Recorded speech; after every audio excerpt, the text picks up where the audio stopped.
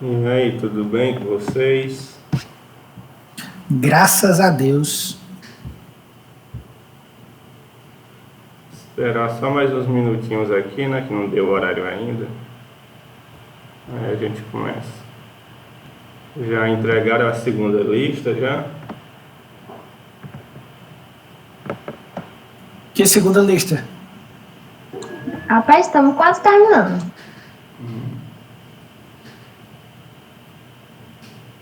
Neste bimestre só serão duas listas mesmo, certo? Aí eu vou tirar a média e colocar a parcial de vocês lá no sistema. Aí pessoal, a gente tem essa semana, a próxima. Então a próxima semana já tem que ser uma semana de revisão, né? Que as bimestrais serão na primeira semana de abril. Na primeira de 5 a 9, na semana de 5 a 9. Então na próxima aula eu vou trazer uma revisão sobre o conteúdo da prova, né, que vai ser o conteúdo da primeira e da segunda lista, ondas e fenômenos ondulatórios. Hoje eu vou falar a parte conceitual de acústica, mas eu não vou cobrar na prova não, certo? Só para a gente se antecipar no conteúdo. E aí podemos começar. Pronto, pessoal, a gente viu a definição de ondas, todas as características.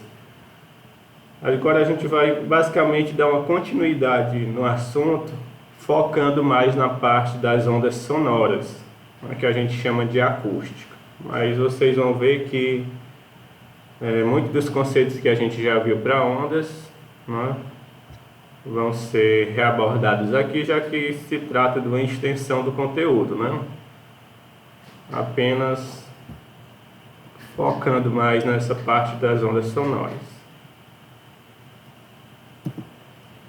Então, como a gente já tinha definido, o som ele é uma onda mecânica, ele necessita de um meio material para se propagar, não?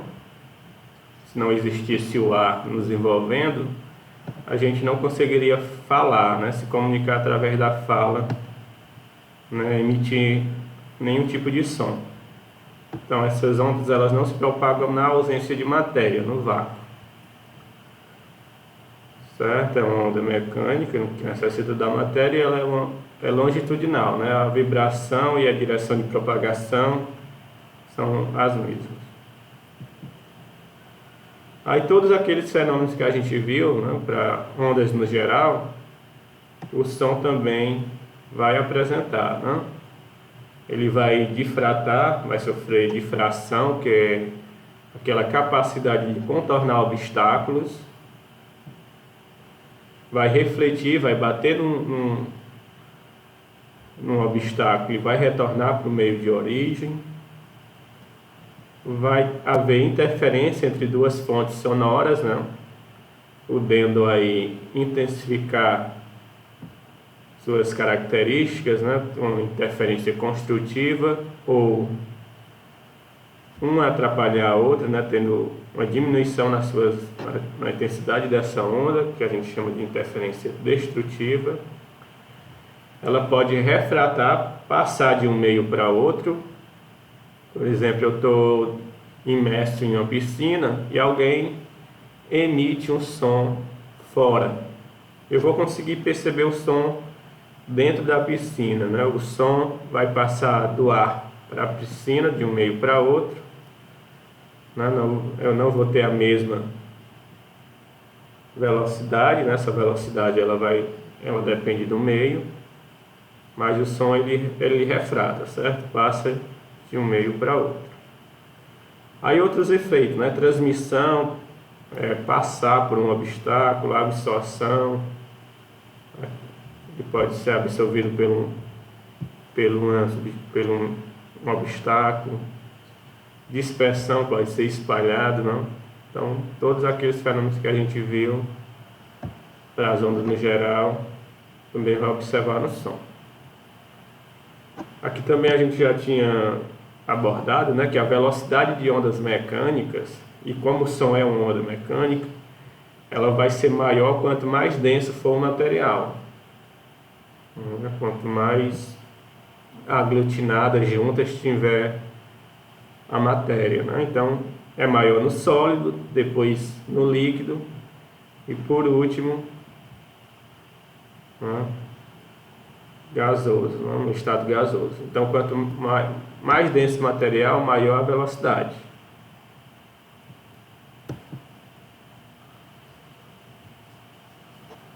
O som ele vai ter aquelas características das ondas, né, pessoal? Um comprimento, né, uma frequência, um período, todas aquelas características da onda a gente consegue aferir também no som. Só que a gente só consegue ouvir essas ondas sonoras em um determinado intervalo de frequência. A gente chama este intervalo de frequência de frequência audível, né, o intervalo de percepção do som pelaquela espécie, né? No caso do ser humano, vai de 20 Hz a 20.000 Hz. Então sim, Fernandinho, obrigado. Certo? Então, o som emitido abaixo de 20 Hz, pessoal, não vai ser perceptível pelos seres humanos. E também acima de 20 Hz, 20.000 Hz, não vai ser perceptível para o ser humano. Mas se você pegar outra espécie, este intervalo aqui ele pode mudar. Tá? Você já deve ter assistido filmes, né, ou algum noticiário, essas regiões que tem terremoto, né, que é uma onda mecânica se propagando pelo solo. Os animais eles percebem essa chegada, né, dessa energia sonora muito antes do que o ser humano, porque ele consegue, né, perceber sons, por exemplo, os felinos e caninos, né, gatos e cachorros, numa frequência muito maior do que a gente, muito menor do que a gente e maior do que a gente consegue perceber, certo? Então isso daqui vai mudar de uma espécie para outra. Abaixo de 20 Hz a gente chama infrassom e acima ultrassom. Tem várias aplicabilidades, né? Por exemplo, o ultrassom, né, que é usado para fazer os exames, né, pré-natal, usam frequências superiores a 20.000 Hz. Alguns animais, como o morcego, né, eles emitem ondas infrassônicas para poder se locomover, desviar de obstáculos, capturar alimentos, certo? A velocidade do som no ar ela é de 340 metros por segundo, certo? Mas como as partículas elas ganham energia com a temperatura, a mudança de temperatura também acarreta em mudança de velocidade de propagação da onda sonora, certo? Então este 340 que a gente costuma usar, né, nas nossas continhas, ele é estipulado para uma temperatura de 20 graus Celsius. Se você for medir essa velocidade do som a 0 graus Celsius, já tem uma diferençazinha, né, de 10 metros por segundo com a variação da temperatura entre 0 e 20, né? Então a temperatura ela tem influência na velocidade da onda sonora. Pronto, aí o que tem de diferente aqui, né? O que a gente tem que focar na acústica, né? Quando a gente está estudando essas ondas sonoras. Quando eu altero aquelas propriedades, frequência, amplitude, comprimento da onda, não? Isso vai fornecer uma sensação, né, sonora diferente. eu estou mudando o parâmetro daquela onda, né? Estou mudando a sua frequência, estou mudando a sua amplitude, então isso vai acarretar em alguns efeitos. Quais são eles, né? O primeiro que a gente chama de altura do som. Cuidado para não se confundir aqui, pessoal, porque tem dois conceitos que na minha época de estudante, né, eu misturava um com o outro. Então a gente tem a altura, que para o som ele vai dizer se o som é grave ou um som agudo. E o que está diretamente ligado à altura do som, a ele ser grave ou agudo? Está relacionado à frequência da onda, certo? Então, quando eu altero essa frequência da onda, este som ele vai transitar do grave para o agudo. Quanto maior a frequência, mais agudo é o som. Quanto menor a frequência, mais grave é o som. Vamos ver isso na simulação. Aquele velho bonequinho, né? Ó, eu tenho aqui uma frequência de 500 Hz e eu vou alterar essa frequência. Alterando essa frequência, eu vou alterar a altura do som, de grave para agudo, certo? Então, quando eu aumento aqui, ele vai ficar grave. E quando eu fazer o inverso, quando eu diminuir a frequência, ele vai se tornando agudo, certo? Então, vamos ver isso daqui na prática.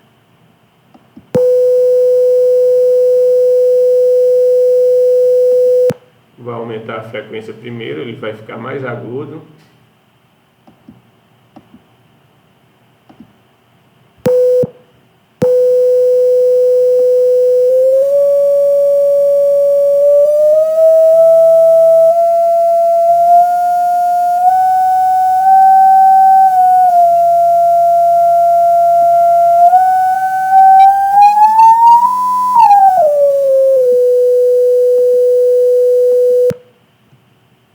Então, aumenta a frequência, altera a frequência, né? Ele muda a sensação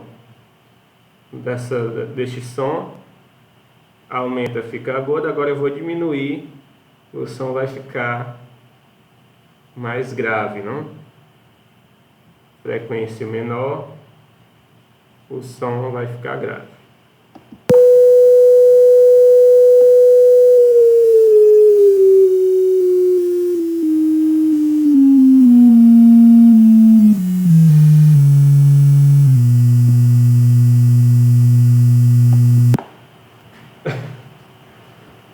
É bom que vocês fixam aí, né, o conceito, certo?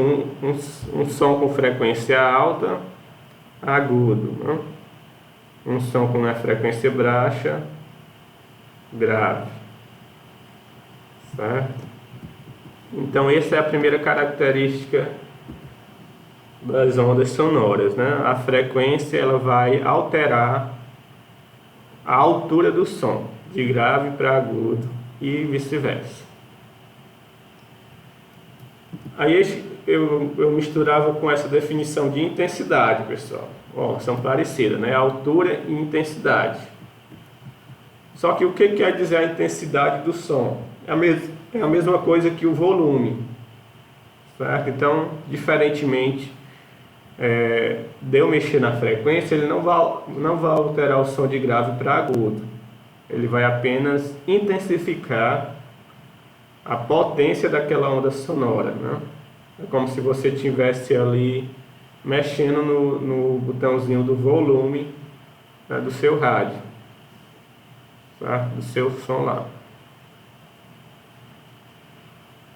Então, quando eu mexo na amplitude, eu estou alterando a intensidade da onda ou o volume da onda. Quanto maior essa amplitude, né? Só lembrando aqui a definição de amplitude, que é a altura da crista ou profundidade do vale. Então, quanto maior essa amplitude, mais forte, mais intenso vai ser o som. Quanto menor a amplitude, mais fraco, menos intenso vai ser o som. Então vamos voltar lá na nossa simulação. Agora eu vou deixar em uma frequência aqui, não vou mexer na frequência. Vou deixar aqui em 374. Eu vou mexer agora na minha amplitude. Vou alterar a minha amplitude aqui. Então quando eu aumento a amplitude, aumento a intensidade. Vou deixar o som mais forte. E quando eu fizer o caminho contrário, né, diminuir a amplitude, eu vou deixar o som mais fraco ou diminuir o volume. Vamos lá.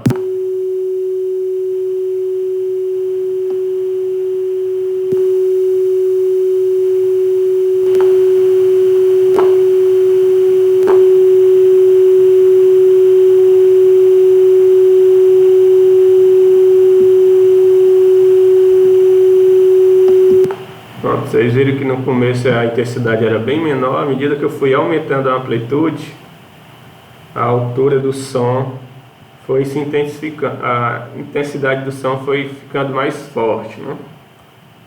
Agora eu vou fazer o processo inverso, eu vou diminuir a amplitude. Diminuindo a amplitude eu vou deixar o som mais fraco, menos intenso.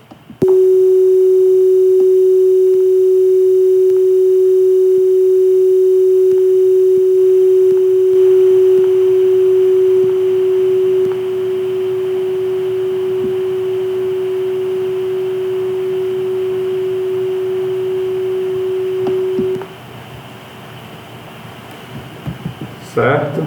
Então,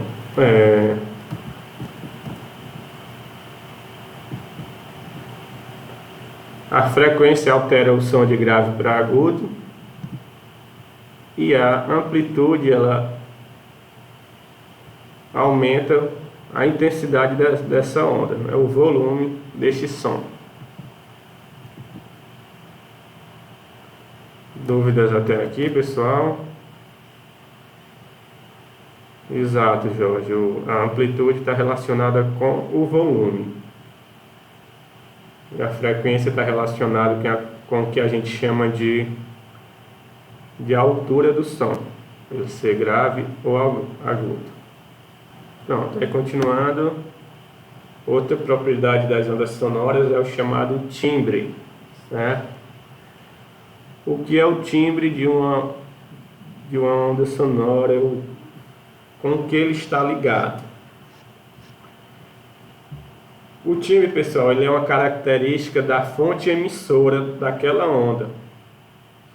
Então, uma onda ela pode ter a mesma intensidade, mesma frequência, mesmo comprimento de onda, mas quando essa onda é produzida por dois materiais distintos, a forma dessa onda vai ser diferente, não é? Porque aquele material que o produziu, ele era composto de um material diferente, não é?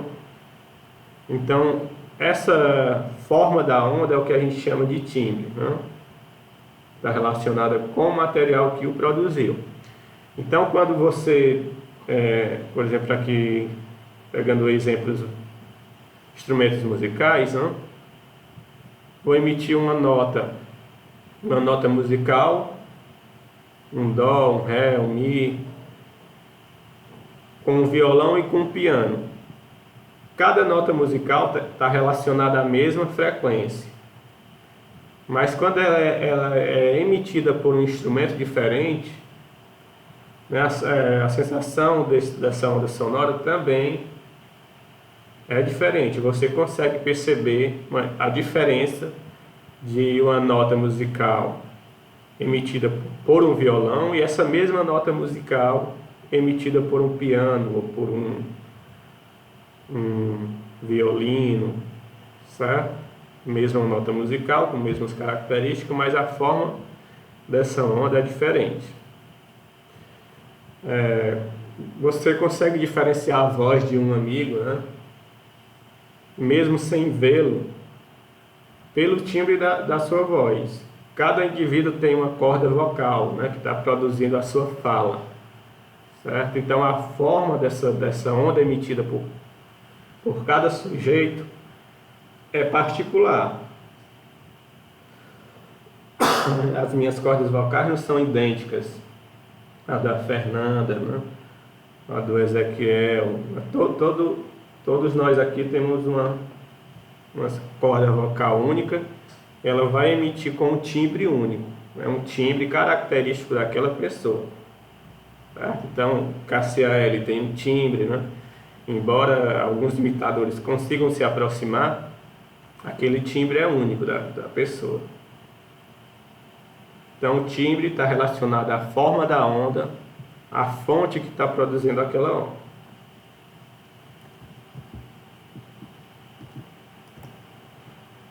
Dúvidas? Ficou claro o que é o timbre? Yes ou não? Yes ou não? Então, vamos prosseguir.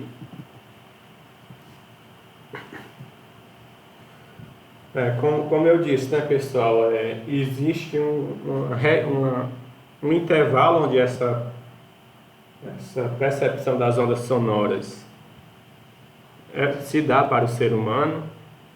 Isso muda de espécie para espécie. Essa intensidade ou nível sonoro pode ser medido. Então, quando tem ali uma festa próxima a algumas residências, essa festa ela não pode emitir som superior a 75 decibéis. Decibel é a unidade deste nível sonoro. Não sei se vocês já estudaram logaritmo, lembram de logaritmo, de ter estudado pelo menos logaritmo. Pronto, então a gente vai usar um logaritmo para determinar essa intensidade sonora, né? A gente pega aquela intensidade inicial, né? Aquela que o ser humano consegue, começa a perceber essa sensação sonora, né? Tem um valor fixo de 10 a menos 12 Weber por metro quadrado, e a gente mede a intensidade sonora daquele momento em determinada região, né, onde está tendo a balada clandestina, né? Então se a gente fizer essa razão e calcular o logaritmo dessa razão na base 10, multiplicar por 10, a gente consegue encontrar a intensidade sonora daquele local. Isso a gente vai ver mais na frente no exemplo, né? O que eu gostaria de passar para vocês é apenas a parte conceitual hoje, né? Então, por lei, pessoal, no decorrer da semana, de segunda a sexta, no horário comercial, né? Essa intensidade ela não pode ser superior a 75 decibéis. E nos fins de semana e feriados isso cai para 70. Certo? Aí os cuidados que a gente tem que ter aqui ao ficar exposto em um nível sonoro que não é o adequado, acima de 75 decibéis, por exemplo, ou tem alguns profissionais que trabalham com equipamentos que emitem sons a 100 decibéis ou superior a isso, certo? Se você ficar exposto muito tempo a um nível sonoro inadequado, você pode até prejudicar o seu aparelho auditivo, não? Você pode ficar ali surdo com o decorrer do tempo. Então, normalmente, quando um trabalhador é exposto a um nível sonoro inadequado, né, superior a 75 decibéis,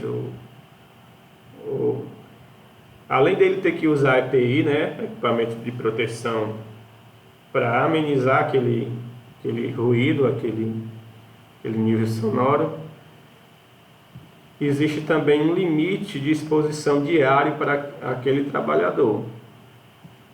Então, dependendo da função que ele exerça, tem ali um limite de hora que ele pode ficar exposto para não ter aí, acarretar em problemas para ele, né, futuramente.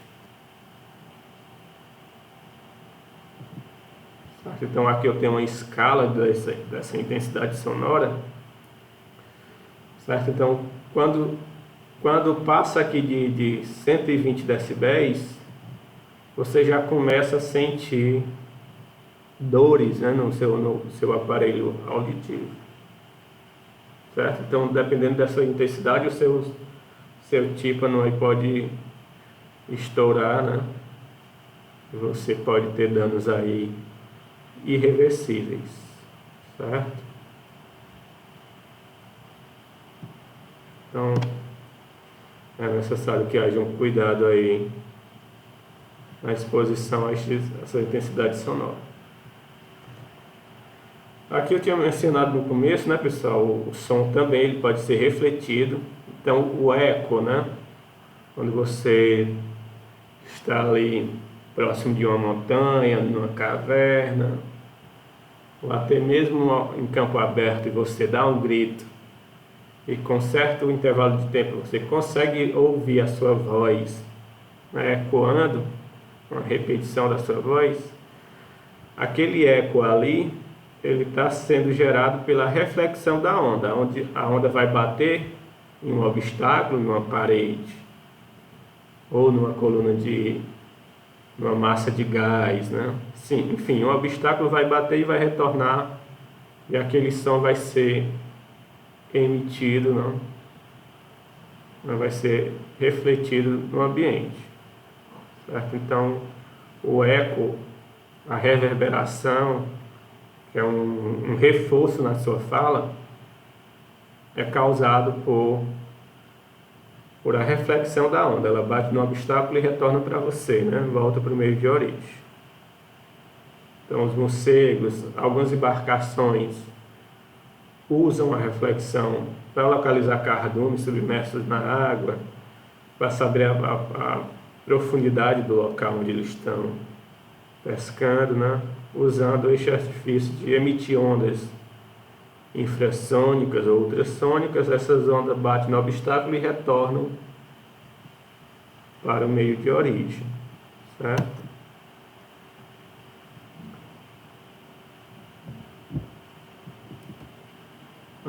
Até aqui tudo bem? Alguma pergunta?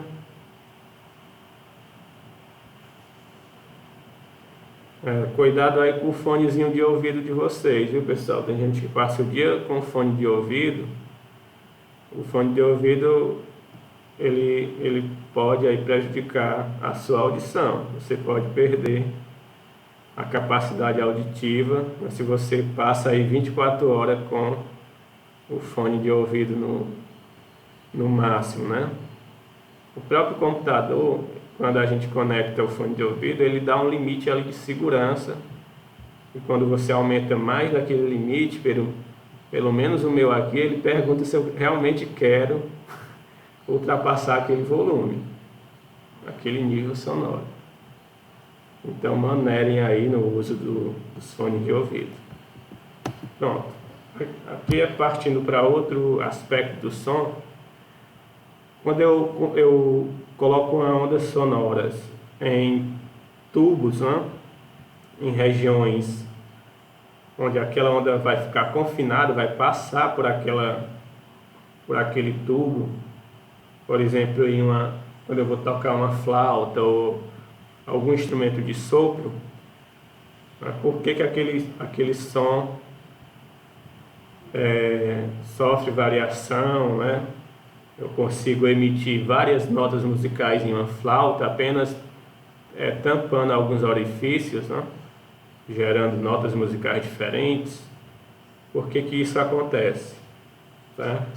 Essas ondas confinadas pode ser confinadas no que a gente chama de tubos, né? Que são regiões que podem ter ambas as extremidades livres para a passagem dessa onda sonora, que a gente chama de tubo aberto, ou uma das extremidades fechadas, né, que a gente chama de tubo Aqui está os dois abertos, né, pessoal? Este daqui é fechado e o de cima é aberto, certo? Eu errei aqui na digitação. As duas extremidades abertas, tubo sonoro aberto, e uma delas fechada, tubo fechado. E a gente pode ter, pode emitir várias frequências, consequentemente cada frequência tem um som, né? Pode emitir várias notas, variando aqui o comprimento deste tubo, certo? Ou aberto ou fechado. Essas continhas eu vou ensinar na aula que a gente vai fazer mais a parte matemática, certo?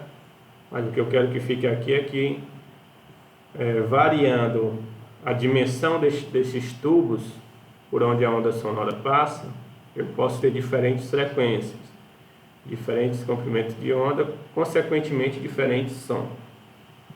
Quando eu estou trocando lá uma flauta, estou tampando ali aqueles orifícios da flauta, eu estou mudando o comprimento daquele tubo e emitindo notas diferentes. Essa relação eu vou mostrar para vocês depois. O efeito Doppler, né, que a gente tinha comentado para as ondas em geral, aqui é bem perceptível no nosso dia a dia, pessoal. Se você observar a passagem de uma ambulância, do carro da polícia, de algum veículo que esteja emitindo ali som, né, que esteja ali em movimento, você consegue claramente perceber que quando ele está se aproximando, a sensação daquele som é uma, assim que ele passa por você, né, começa a se afastar, a sensação é outra.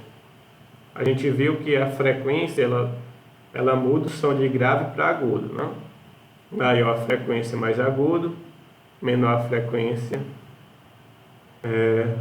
mais grave. Então aqui pelo desenho, a gente vê que quando essa fonte está se aproximando, há uma maior repetição aqui, né? A frequência é maior.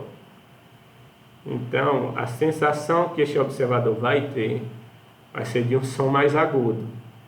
Quando a gente olha para a parte de trás, a gente vê que essa frequência ela não se repete mais com tanta intensidade, né? Então, eu tenho aqui uma frequência menor. Frequência menor, o som é mais grave. Então é por isso que a gente tem essa mudança brusca, que quando a fonte está se aproximando, e assim que ela passa da gente, está se afastando, o som muda do agudo para o grave, né? Muda bruscamente essa sensação que a gente tem para a fonte em movimento, que a gente definiu como efeito Doppler, né? No caso aqui para o som. Então, se essa fonte estivesse em repouso, em ambos os lados dessa fonte eu iria ter a mesma sensação audível, né? O mesmo som que é percebido pelo observador nos dois lados aqui da fonte é o mesmo, com a fonte em repouso. Com a fonte em movimento, a gente tem o que a gente viu aqui nessa figura, né? Quando ele está se aproximando, a frequência é maior, o som mais agudo. Quando ele está se afastando, frequência menor, som grave. Então a gente tem essa mudança brusca do grave para o agudo, ou vice-versa, né? Quando a fonte está em movimento.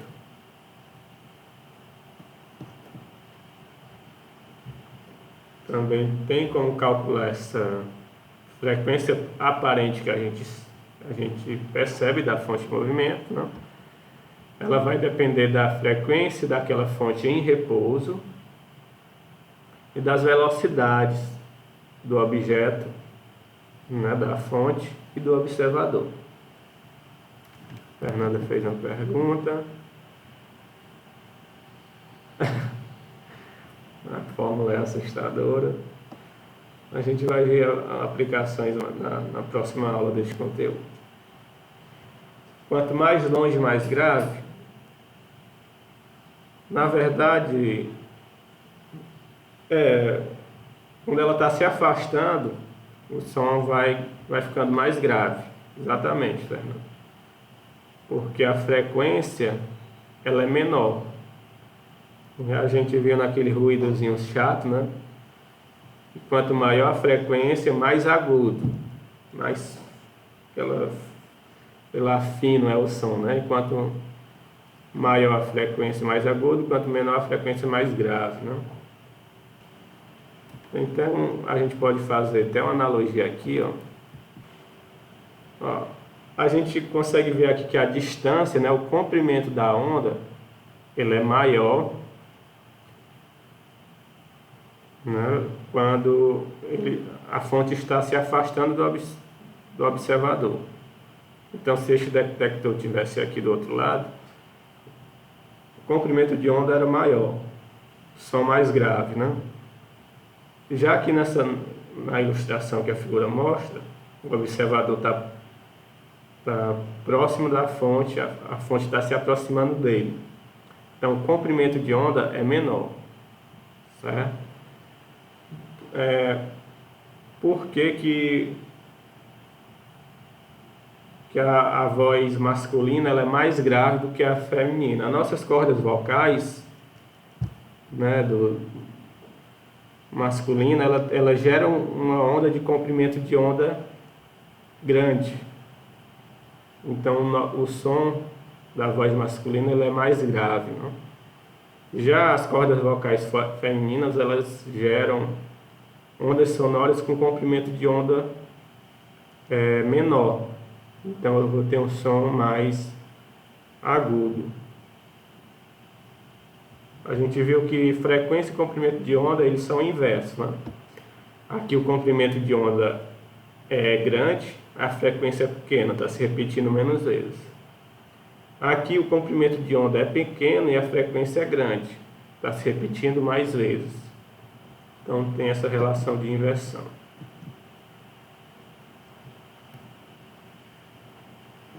Então é isso, pessoal, por hoje era essa parte conceitual que eu queria mostrar para vocês. Perguntas? As cordas vocais, né? Os formatos das cordas vocais, eles geram ondas. As ondas que é emitidas pela voz masculina tem um comprimento, aquele comprimento, né, de um ciclo, a distância de um ciclo maior. Então, quando esse comprimento de onda é grande, a frequência é pequena e vice-versa, não? Então, as nossas cordas vocais, né, a anatomia delas são diferentes do masculino para o feminino. O masculino gera ondas sonoras com comprimento de onda grande, né, a frequência é pequena, então a voz é grave, né, como a gente viu. Quanto menor a frequência, mais grave. Já a feminina, esse comprimento de onda, essa distância de um ciclo da onda, ela é menor e a frequência é maior, já que um é o inverso do outro. Então, quanto maior a frequência, mais agudo é o som. É só uma relação com a fonte mesmo, né? Com a anatomia das cordas vocais. Mais alguma pergunta, gente? 10h30. A gente ainda tem alguns minutinhos, se vocês quiserem, se tiver ficado alguma dúvida. Então é isso, pessoal. Estão liberados por hoje. Na próxima aula eu trago a revisão para a nossa bimestral. E quem não entregou a segunda lista, cuida aí para eu poder colocar a parcial de vocês. Tchau, tchau. Um abração em todos. Até a próxima semana.